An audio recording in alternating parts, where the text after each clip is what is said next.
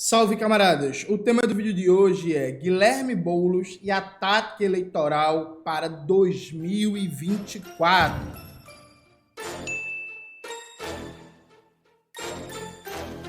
Antes de começar propriamente o tema do vídeo do canal, quero muito agradecer a você que ajuda a manter e melhorar nosso canal a partir do Apoia-se. Seu apoio é fundamental para a gente continuar o nosso trabalho. Note, nos últimos dias nas redes sociais tem circulado, não muito, mas circulado de maneira significativa, um vídeo da pré-campanha oficial do deputado federal Guilherme Boulos e acabou sendo criticado por várias figuras aí marxistas de esquerda, comunistas, inclusive camaradas meus de organização fizeram a crítica. Antes de eu entrar no debate, eu quero mostrar para vocês rapidamente o vídeo, só para a gente ver de qual é o tema. Guilherme Boulos. Criaram uma caricatura de que é uma pessoa raivosa, violenta, extremista, que não dialogava com ninguém. O Bruno, que ganhou de mim na eleição passada, a gente tinha um diálogo permanente sobre política de moradia. Eu, o opositor dele, candidato. O Dória, é uma pessoa que já me chamou de um monte de coisa, de quem eu tenho uma visão de mundo totalmente diferente. Pergunte pro Dória. Aliás, ele deu uma entrevista esses dias falando que tinha um bom diálogo com o Boulos quando eu era prefeito, quando eu era governador. Só com o Bolsonaro, que aí não dá. Pronto, gente, esse é basicamente o vídeo em que o Boulos está se mostrando como alguém moderado, alguém que tem diálogo, menos com o Bolsonaro, em que o Boulos faz uma igualação ali. Uma vez eu usei essa palavra, a galera ficou pegando meu pé no chat dizendo que essa palavra não existe, que eu estou inventando. Vocês entendem o sentido da palavra, né? Igualação, o ato de igualar. Então vamos lá, ele igualou ser extremista com ser violento, ser de esquerda radical, ser de extrema esquerda e por aí vai. Veja, eu, no geral, concordo com todas as críticas marxistas que eu vi nos últimos dias à estratégia eleitoral do Guilherme Boulos, né? Eu já falei isso em várias oportunidades, em entrevistas, em textos, em livros e por aí vai, que há uma ilusão no Brasil que é pegar a tática eleitoral do Lula como se fosse universal. O Lula, ele tem um salvo-conduto na política brasileira há mais de 20 anos, que o Lula faz nem todo mundo pode repetir. Então o Lula é o único cara que não importa o que ele faça, não importa o que ele diga, ele vai ter uma base fiel de 20% dos eleitores ali, em que a partir disso ele pode trabalhar processos de ampliação eleitoral, de composição partidária, de mudança de discurso e por aí vai. Então a ideia de que qualquer político pode ampliar para outros espectros ideológicos, alianças partidárias, alianças de classe e manter a sua base fiel, há um engano aqui no Brasil, né? Eu acho que, inclusive, o próprio Marcelo Freixo, eu acho que viu isso de maneira significativa na eleição passada. Tomar régua do Lula, eu acho que leva a enganos, sabe? Eu acho que leva a enganos, porque o Lula é uma figura diferente na política eleitoral, na paisagem eleitoral brasileira. Isso por um lado. Então eu tenho sérias dúvidas se uma estratégia como essa, como a do Boulos, vai fazer muitas diferenças em termos de voto. Pode fazer diferença em termos de aceitação do empresariado paulista, da burguesia paulista, da alta burocracia do governo, da Prefeitura de São Paulo, um Milton Leite da vida, um Kassab da vida e por aí vai. Aí é outra coisa, aí beleza, dá para se debater. Do ponto de vista eleitoral, eu tenho sérias dúvidas se dizer que tinha um bom diálogo com João Dória e passar esse perfil de moderado que dialoga com a direita tem um expressivo resultado eleitoral. É isso, eu tenho dúvidas. Mas o meu tema central não é esse. Veja, gente, embora eu concorde com a maioria das críticas, a minha preocupação é o seguinte: qual é a política eleitoral dos comunistas para 2024? Sabe? Essa é a minha preocupação. Porque, veja, eu venho debatendo isso muito no canal. Quem me acompanha, quem acompanha os debates presenciais pelo Brasil, as palestras, os vídeos, entrevista, podcast, tudo isso está cansado de saber que eu sempre venho fazendo um questionamento. Primeiro, abrir esse debate com vídeo, né? O socialismo cresce. Uma pergunta, duvidando, questionando essa formulação, né? Depois lancei um vídeo recente, precisamos ter urgência histórica. Coloca esses dois vídeos aí na tela, Maxwell, por favor. E qual é a minha questão? Vamos lá. Eu acho que, primeiro, vamos fazer uma nota metodológica. Veja, gente, eleição é importante sim na disputa política. Eleição não é estratégico. Você não subordina a estratégia política a competitividade eleitoral, a não ser que você seja um liberal de esquerda ou um social-democrata. Para um comunista, a eleição é sempre tática. Então, a eleição está subordinada à estratégia. Agora, sim, disputar a eleição é importante, ter cargos eletivos, principalmente legislativo, é importante sim. E aí, veja, para quem, fora de uma situação de ascenso revolucionário, fora de uma situação de crise revolucionária do sistema, do ponto de vista comunista, não faz sentido não disputar a eleição, viu, gente? E aqui eu não vou nem citar os bolcheviques disputando a eleição, não vou nem citar Rosa Luxemburgo debatendo a participação dos marxistas na eleição na Alemanha, não vou nem citar Engels, não vou citar ninguém. Isso para mim é básico, assim. Se você for anarquista, aí beleza, acho que está coerente dentro de um desenho estratégico do que é a política anarquista. Mas se você é comunista, sim, é importante também fazer uma política eleitoral, uma política proletária para a classe trabalhadora, subordinada a uma estratégia revolucionária. Então você não pode esconder o comunismo, você não pode esconder o marxismo para ser eleito. Você não pode ser financiado por empresário, por burguês para ser eleito. Você não pode ocultar as bandeiras históricas para ser eleito, beleza? Nada disso. Mas veja, é importante. Caso não, a gente é anarquista, né? Desde uma perspectiva estratégica. Mas quem é comunista, fora de uma situação revolucionária, fora de uma situação de crise catastrófica do sistema capitalista, não há sentido em não disputar o processo eleitoral. Então eu parto dessa premissa aqui, viu, gente? Quem quiser me chamar de reformista, foda-se, tá suave, tá de boa, mas eu acho sim que é importante participar da eleição, eu acho sim que é importante ganhar, e quando eu fui candidato ao governo de Pernambuco ano passado, eu levei a sério a tarefa política que eu tinha. Dito isso, qual é a questão central para mim? Veja, a gente precisa não só convencer pelo argumento, a gente precisa também convencer pelo exemplo.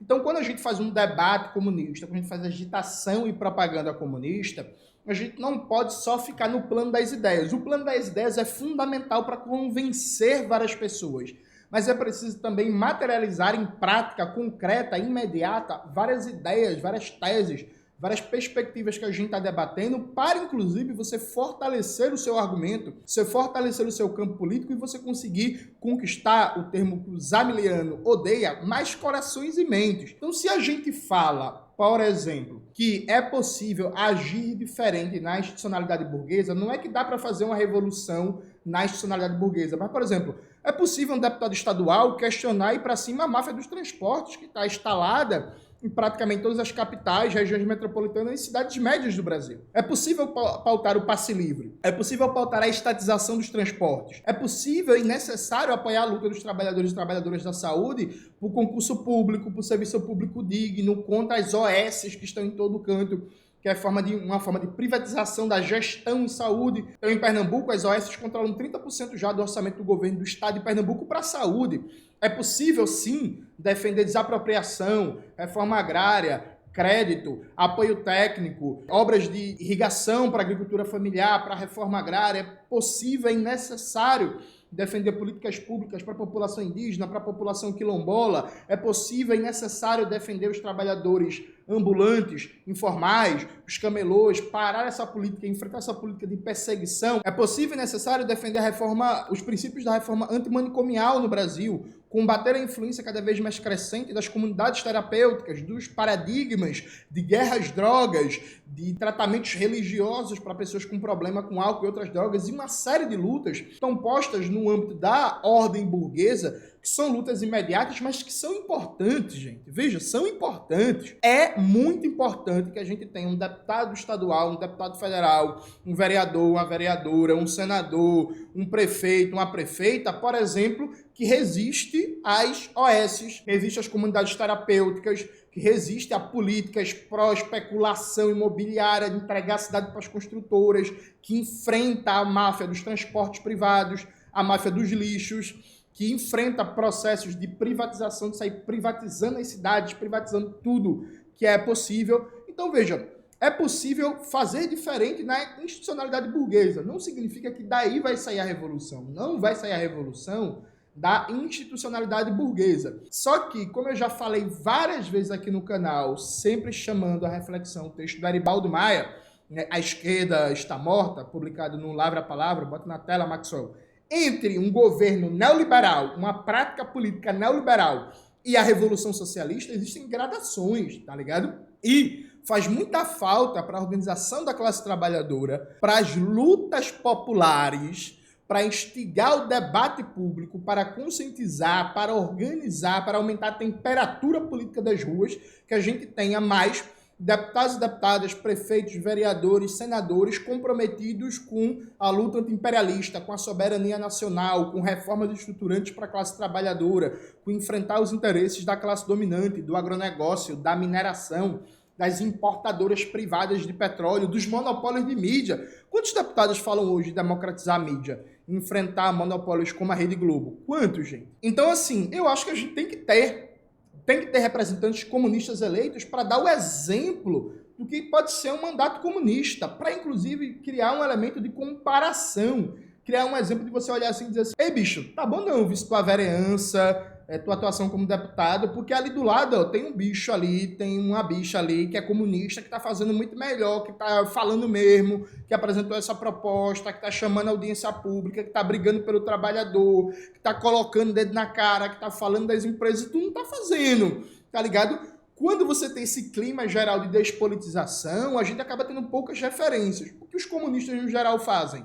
Citam Glauber Braga, só que aí veja, gente, o Glauber Braga é foda, admiro pra caralho, acho o melhor deputado federal do Brasil há anos, é um cara que pessoalmente eu gosto muito dele, só que a gente não pode só viver do Glauber Braga, e assim, gente, eu acho o Glauber Braga um socialista, um cara sério, um cara comprometido, mas assim, o Glauber não está numa organização comunista, o Glauber não se autodeclara comunista, é um socialista, é um cara sério, é um cara comprometido com a classe trabalhadora, mas a gente precisa ter exemplos, até inclusive para desmistificar o que é ser comunista, né? Para dizer assim, menino, não, pô, eu sou comunista, eu tô aqui lutando com você, eu tô contra essa remoção, eu tô contra você ser tirado da sua casa, eu defendo que você tenha política de moradia popular, eu sou comunista, eu tô aqui com você defendendo o piso da enfermagem, defendendo que tenha reajuste no fundo para pagamento do piso da enfermagem. Eu estou aqui junto com você defendendo que tenha um posto de saúde aqui na sua rua, no seu bairro, defendendo que tenha creche, defendendo que se amplie o número de vagas de creche, porque não é suficiente. Isso ajuda, inclusive, a quebrar os estigmas da população no dia a dia sobre o que é ser comunista. Eu vejo, criticar a política do Guilherme Boulos, eu acho relativamente fácil. Criticar o Marcelo Freixo, eu acho, ano passado, eu acho relativamente fácil. E não é que não deva criticar. Acho que é papel da gente, na disputa de ideias, na disputa de consciência, criticar. Agora, veja, gente, qual é a minha preocupação? A gente não pode só criticar, sabe? A gente tem que apresentar alternativas concretas. Então, o socialismo cresce, é isso mesmo? Quantos vereadores a gente vai eleger na próxima eleição comprometidos com a proposta de revolução brasileira? Quantos exemplos a gente vai ter para mostrar concretamente para a população que é possível ter uma vereança diferente, que é possível ter um prefeito diferente, para tensionar a ordem burguesa, para esticar ao máximo a corda. Veja, eu acho que na atual conjuntura, com o novo teto de gastos, é muito difícil fazer uma prefeitura de esquerda, muito difícil não, eu diria até quase impossível, uma prefeitura de esquerda numa cidade pequena ou média, dado as restrições orçamentárias que estão colocadas. São Paulo é um caso à parte, né? São Paulo tem um dos maiores orçamentos públicos do Brasil, a prefeitura de São Paulo ou alguma cidade que é muito rica por causa de royalties do petróleo. Então, de maneira geral, hoje, por causa de novo teto de gastos, por causa da lei de responsabilidade fiscal, por causa da política econômica de maneira mais geral, posta em curso hoje no Brasil, pelo governo Lula, inclusive, e todo o legado de FHC, de Temer, de Bolsonaro, que não foi enfrentado, é muito difícil numa cidade de pouco orçamento fazer uma prefeitura realmente de enfrentamento, de esquerda. Mas a vereança dá para fazer, dá para ter vários exemplos positivos. Além disso, a gente deixa de aproveitar, inclusive, as próprias contradições da crise da democracia burguesa. Então, por exemplo, hoje um deputado federal, em emendas parlamentares, ele tem milhões de reais. Milhões, assim, é um negócio assustador. Assustador. Meu irmão, a gente tivesse um deputado comunista, a gente poderia, por exemplo, usar uma emenda parlamentar para montar um espaço máximo, uma escola do caralho de formação política, de formação de quadros permanente. A gente poderia usar uma emenda parlamentar para garantir, por exemplo, um trabalho de acompanhamento sistemático de jornalismo militante, crítico, para fazer com que as pessoas tenham informação do que está acontecendo no dia a dia do Brasil, na luta de classes no Brasil. A gente teria oportunidades massas para, por exemplo, conseguir uma emenda parlamentar para cooperativas de produção de trabalhadores e trabalhadoras, ajudar a organizar a classe trabalhadora desde a perspectiva da produção, seja de autogestão operária, cooperativas de catadores, de produção, marisqueiras, pescadores e pescadoras e por aí vai. Há N possibilidades. Isso está colocado também, a gente vai deixar de aproveitar isso. Então, por exemplo, como é que a gente consegue transformar esse crescimento da visibilidade pública do marxismo, da importância do marxismo no debate público, na cultura, em exemplos concretos de atuação na institucionalidade para tensionar isso? Porque, veja, gente, tem uma coisa que era muito boa nos anos 80, embora tenha episódios ruins de fratricidas, destrutivos, mas quando existia ali uma competição entre PCdoB, bem mais radical, PDT do Brizola e o PT, havia uma competição para ver quem fazia mais política de esquerda nas prefeituras. Então, tipo assim, porra, o PT tentou estatizar os transportes em Santos. Porra, o PDT tá tentando também. Então, o PCdoB na prefeitura colocou como meta erradicar o analfabetismo, universalizar a cobertura de atenção básica à saúde. O PT e o PDT não querem ficar de fora. Então, existia uma certa competição ali para ver quem fazia a prefeitura, o governo do estado mais combativo, quem era menos pelego, quem era menos conciliador. Isso não existe mais, percebe? Isso seria muito bom se a gente tivesse mais parlamentares comunistas aí disputando, pressionando, questionando para ter de exemplo, para chegar e dizer assim, menino, vem cá. Olha, eu tô aqui com essa pauta, eu quero reduzir a jornada de trabalho, eu quero apoio, quero seu apoio. Bora entrar na luta, bora fazer o debate público, bora entrar numa campanha, bora apresentar projeto, bora tentar mobilizar os sindicatos, vamos instigar esse debate na sociedade, tá ligado? Isso é muito importante, mas a gente tem poucos. Eu fiquei muito feliz quando o deputado Glauber Braga, por exemplo, falou da privatização de presídios, entrou nessa luta. Isso saiu no ICL Notícias, saiu no UOL, saiu na Terra, saiu no Brasil 247, saiu um bocado de canto. Tem gente que tem um certo negacionismo, alguns comunistas têm um negacionismo que é, gente, olha, goste-se ou não, quando um deputado federal, por exemplo, fala de um tema, esse tema necessariamente tem mais visibilidade, porque, porra, é um deputado federal, tá ligado? Que tem equipe, que tem estrutura, que tem capacidade de, por exemplo, se ele mandar a equipe dele, ó, eu quero que nos próximos 6 meses, esse vai ser um tema central e toda semana nosso mandato aqui vai fazer um material de divulgação, vai lançar um vídeo, vai lançar um texto, vai dar entrevista, vai tentar marcar uma audiência pública, vai marcar um debate, eu vou fazer um discurso no plenário e tal. Ele tem uma estrutura, uma capacidade comunicativa, um holofote que ajuda a colocar qualquer tema em visibilidade, tá ligado? E aí, para denúncia, para expor as contradições do capitalismo, os limites dessa república burguesa apodrecida, para escancarar a desgraça que é a classe dominante brasileira, é fundamental ocupar esses espaços. Então, assim, gente, qual vai ser a política dos comunistas para a eleição de 2024? Qual vai ser a política dos comunistas para a eleição de 2026? Tá ligado? Tipo assim, não dá... E veja, eu vi isso muito em 2020, por exemplo, que é assim, caralho, PCB é massa, né, meu antigo partido, PCB é massa, PCB é foda, é do caralho, porra, muito grande nos atos de rua, não sei o quê, mas eu vou votar no PSOL, porque quem tem chance de se eleger, é quem vai dar uma resposta, quem vai ser eleito e por aí vai. Tipo, em 2022 isso não aconteceu, porque a gente conseguiu lançar aqui em Pernambuco, por exemplo, uma chapa boa, pequena, pouco competitiva, mas, por exemplo, a gente teve a candidatura a deputada estadual mais bem votada do Brasil, proporcionalmente do PCB. Foi aqui em Pernambuco, a Luísa Mello, deputada estadual. Eu fui o candidato a governador proporcionalmente mais bem votado do PCB no Brasil inteiro. E pela primeira vez, o PCB e o PSOL tendo candidato, né? A gente teve quase 3 vezes mais votos que o PSOL. Do caralho. Só que em Recife, por exemplo, a gente teve quase 15 mil votos. Só para vocês terem uma ideia, só em Recife a gente teve mais votos que a candidatura do PCB no Rio de Janeiro inteira, e Minas Gerais inteiro, na Bahia inteira e no Rio Grande do Sul inteiro, né? Só citei grandes colégios eleitorais, só termo de comparação. Beleza, velho, do caralho, é um voto ideológico, é um voto firme, é um voto de uma galera que tá disposta a se organizar, ou no mínimo ir para ato, ou no mínimo chegar junto, ou no mínimo contribuir de alguma forma. E ano que vem, qual é a política que a gente vai apresentar? Esses 15 mil recifenses que deram um voto aqui, por exemplo, qual é a política eleitoral que a gente vai apresentar para eles? Qual é concretamente a alternativa que a gente vai dar para eles, sabe?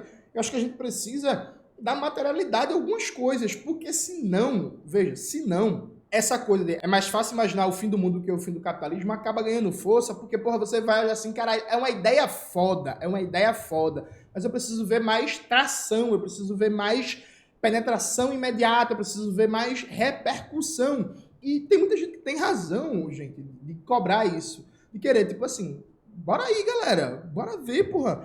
Eu quero ver vocês, tipo, fazendo um sindicalismo revolucionário, dirigindo mais sindicatos, eu quero ver vocês em atuação no movimento estudantil, eu quero ver mais movimento comunitário, eu quero ver mais na institucionalidade burguesa, tensionando, brigando, e eu acho que tá certo, eu acho que tem que cobrar isso mesmo. Eu acho que a gente tem que fazer mais política de massas. Eu, por exemplo, eu falei isso inclusive na entrevista lá do Inteligência Limitada.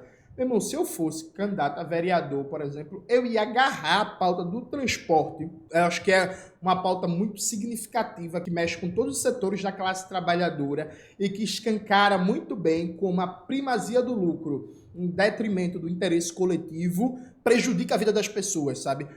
O sentido de algo público, gratuito e de qualidade no transporte é muito latente. É muito assim, ó, galera, e se a gente organizasse tudo no sentido público, no sentido coletivo, não só o transporte? Eu acho que abre uma porta de diálogo para as pessoas questionarem a mercantilização da vida muito grande. Então, por exemplo, eu ia agarrar a pauta dos transportes, é fazer um debate do caralho sobre direito à cidade, sobre política urbana, sobre transporte, sobre quem acessa o lazer na cidade, sobre a política das construtoras para o Recife. Isso não é importante, não? Isso não politiza, não? Isso não mobiliza, não? Isso não ajuda a enfrentar parte da classe dominante de Pernambuco, de Recife, do Brasil, que são as empresas de ônibus, que são as construtoras, que é a especulação imobiliária? Como assim não? Tipo assim, não é importante, não, fazer com que as pessoas parem e pensem assim, tipo, caralho, meu irmão, o que esse bicho tá falando tá correto, pô. Transporte é um direito, tá ligado?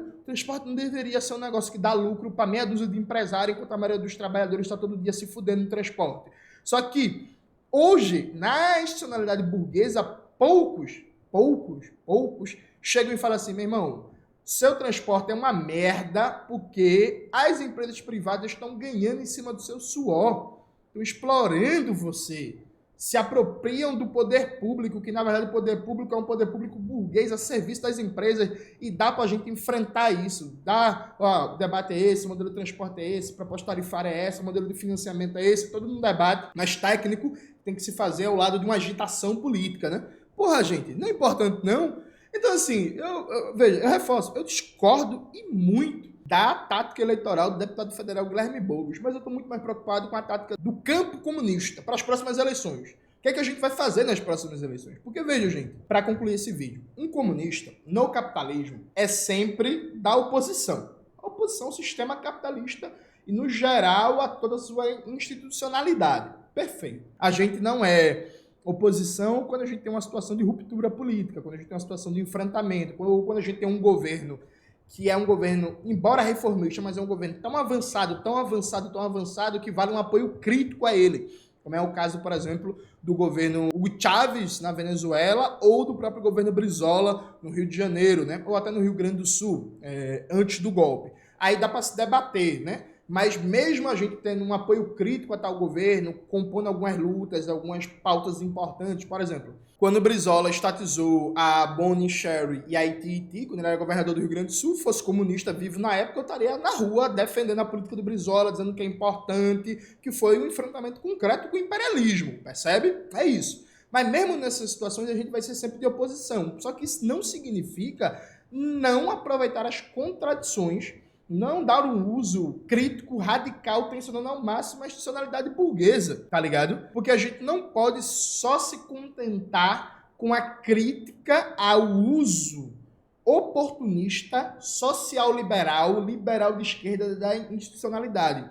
Essa crítica é fundamental, mas a gente precisa apresentar também alternativas concretas e imediatas para a classe trabalhadora e para a juventude, particularmente nessa época histórica em que a gente vive, em que cada vez mais pessoas, com desesperança da democracia burguesa, veem na extrema-direita fascistoide alguma retórica, algum simbolismo de antissistema, de mudança e por aí vai. Então a minha pergunta é, qual é a política eleitoral dos comunistas para 2024, para 2026, por exemplo? Qual é o papel da política eleitoral na estratégia da Revolução Brasileira? Acho que esse debate que a gente tem que fazer. sabe? Esse debate para a gente é prioridade. Não significa não criticar outras figuras, outros partidos, outros campos. Só que aí, gente, veja, a crítica é mais qualificada quando a gente tem definido de maneira clara e objetiva qual é a nossa tática eleitoral também. E eu acho que tá faltando isso. É isso, galera. Espero que vocês tenham gostado do vídeo de hoje do canal. Não se esqueça de se inscrever no canal, ativar o sininho, curtir esse vídeo, compartilhar e tudo isso que vocês já sabem.